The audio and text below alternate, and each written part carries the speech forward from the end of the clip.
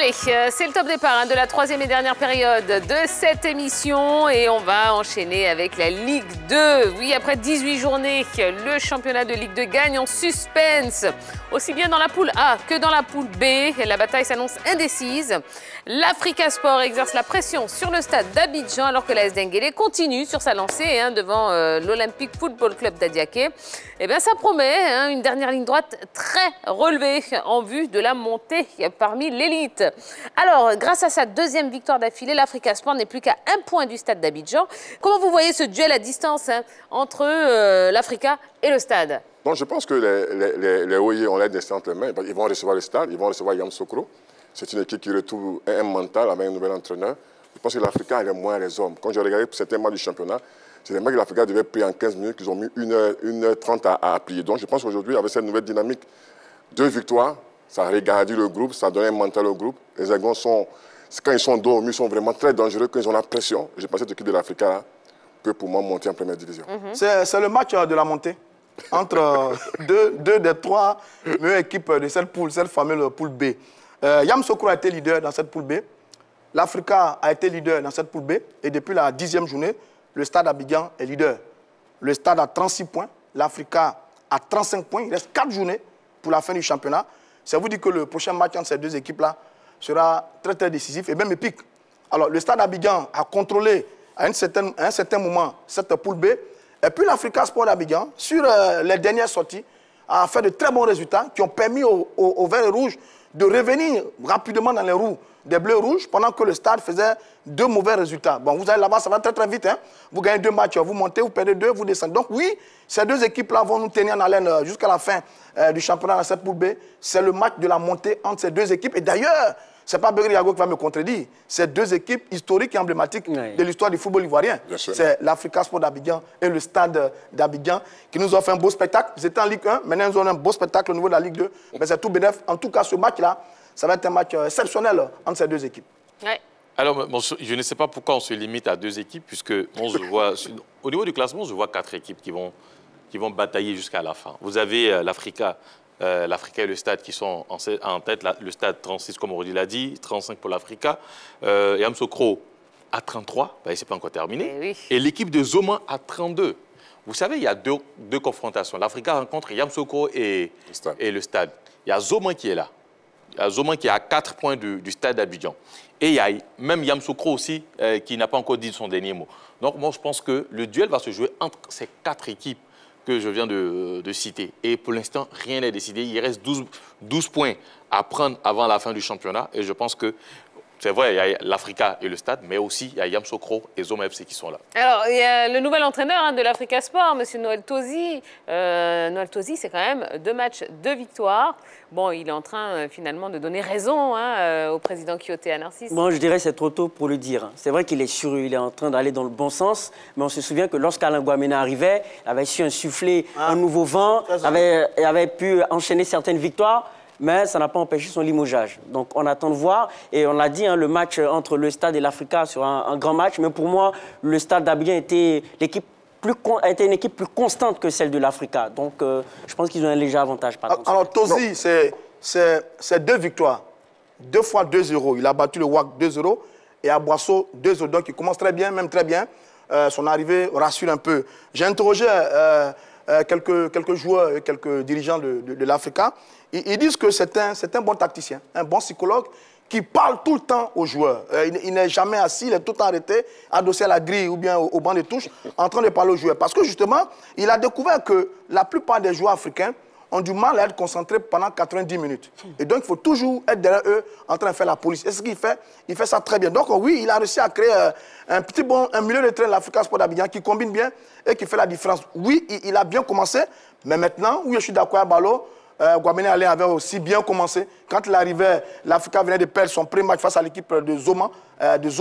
Et puis après, il a enchaîné. Bon, là, on attend de voir. Mais oui, de l'avis de beaucoup qui l'ont approché, et ce qu'on a vu, oui, il commence très très bien avec cette équipe de l'Africa Sport. Ce qui est bien dans cette maison, voyez, quand vous gagnez, vous êtes bien. Ça, c'est l'Africain. Quand vous perdez un match, Ça devient l'enfer. Mais je pense que l'Africain a plus d'expérience de la gestion de ces matchs-là. La pression, les Haouillés savent gérer cette pression-là.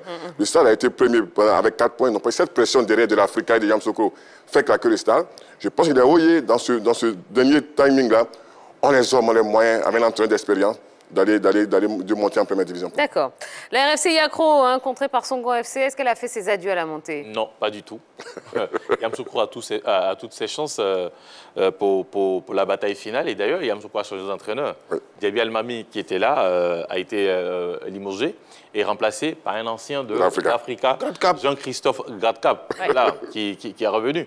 Et surtout, qui peut apporter ce déclic-là aussi, hein, comme Tosi l'apporte du côté de l'Africa. Donc, rien n'est fini, parce qu'il y a Yamoussoukro quand même, il y a un grand groupe derrière cette équipe, une équipe qui vit bien, qui a de bonnes installations et surtout qui joue très bien au foot. Donc je pense que ce n'est pas encore terminé. L'équipe de la capitale politique est toujours en lice pour le Graal. L'AS Denguélé a encore remporté une autre victoire et se maintient au sommet de la poule A. Qu'est-ce que ça vous inspire? C'est normal. Pour ce qu'on a pu décrire de cette équipe de l'AS Denguélé, c'est une équipe qui a des joueurs qui sont des guerriers, pour la plupart qui ont évolué à l'US Fermier. Mais ce qu'on entend dire, c'est que l'une de leurs forces, c'est leur coach, Nabaloum Ignace, de son surnom Roscoe, qui a un gros CV en Ligue 2. Il a participé à la montée du COK, de Tanda. Bien sûr, c'est un fin tacticien, un rassembleur. Voilà, donc ils ont un bon coach. C'est une équipe déterminée. Ce n'est pas étonnant de les voir à ce niveau. D'accord, ouais. Un mot? Non, ils sont leaders de leur poule avec 38 points. Il reste 4 journées. Denguélé a son destin en main. Denguélé qui gère bien cette poule A depuis le début de la compétition. On serait très heureux de revoir l'équipe du président Koné Aboulaye revenir dans l'élite du football ivoirien. D'accord. Allez, on va voir tous les résultats et les classements avec Henri Jo. On va commencer avec la poule A où ADFK et Koza pour faire 0-0. Même score dans la rencontre Mouna FC, CO Espoir de San Pedro. L'AS Denguélé a battu le COB et le CO Boiflé en but à 0. Tanda est tombé face à Diaké 2-1 et 2-0 plutôt. La JCA et Boaké, Espérance de Boaké en fait 0-0 et la J de Guibérois est tombée face à l'US Benjaville. 3 buts à 1 au classement de cette poule. Oui, de cette poule A, l'AS Denguélé leader avec 38 points, suivi de la Diaké 37 points. L'équipe du CO Espoir de San Pedro complète le podium avec 35 points. Donc une lutte entre ces 3 équipes. Et puis au bas du tableau, vous avez la JCAT et l'Espérance de Boaké. Au niveau de la poule B, nous avons Guéry Waka en but partout. L'Africa a battu à Boissour 2 buts à 0. L'US Fermier a battu le Stade Abidjan 1 but à 0. Songon a fait match nul 0-0 avec l'équipe de Yamoussoukro. Issia et Siroko ont fait 2-2. Zoma a battu l'équipe de l'EFIM 1 but à 0. Au classement de cette poule B, c'est l'équipe du Stade Abidjan qui est leader avec 36 points. L'Africa suit 35 points. Yamoussoukro 33. Zoma à 32. Et puis voilà, au bas du tableau, vous avez Siroko et le Williamsville Athletic Club. D'accord, bon ben voilà. Allez, on court, il nous reste 5 petites minutes pour parler tennis. Oui, on va se faire un petit point quand même sur le tournoi de Roland-Garros. En effet, oui, débuté le 22 mai dernier, Roland-Garros tire à sa fin. Un tournoi du Grand Chelem marqué entre autres par l'élimination de Novak Djokovic, numéro 1 mondial, en quart de finale. Alors, qu'est-ce que vous avez pensé de cette défaite de Novak Djokovic face à un certain Rafael Nadal? Quel match. Parce qu'il n'est pas tombé contre n'importe qui quand même. Oui, quel match, 4-12 minutes. Ouais. Un match titanesque entre 2 grands champions. Un roi de la terre battue qui va avec son 14e titre, je pense. Et puis un monsieur qui a refusé la défaite pendant longtemps. Tout simplement, dans ces derniers retranchements, la force pour revenir, on l'a vu, il a pu avoir les balles de match qu'il fallait et il a su les concrétiser. Mais est-ce que Novak Djokovic n'a pas été... Tiens, le film du match, oui. Nadal sauve 2 balles de 2-7 partout. Oui. 2 balles de 2-7 partout. Et puis finalement, il s'impose 3-1. Donc, c'était un match... Bon, ben, il est blessé. Oui. Il a manqué 2 tournois à Rome et Madrid. Donc, il arrivait... Il s'est bien reposé. Il est bien malin. Bon, il se repose souvent comme ça. Il est malin. Il se gère souvent comme ça, Nadal. Il ne s'est pas reposé. Il arrive d'abord en difficulté, puisque blessé. Et puis surtout, il a manqué 2 tournois. Et vous avez le champion en titre. Parce qu'on ne le dit pas assez, mais Djokovic est le champion en titre. C'est le dernier champion de Roland-Garros qui est là.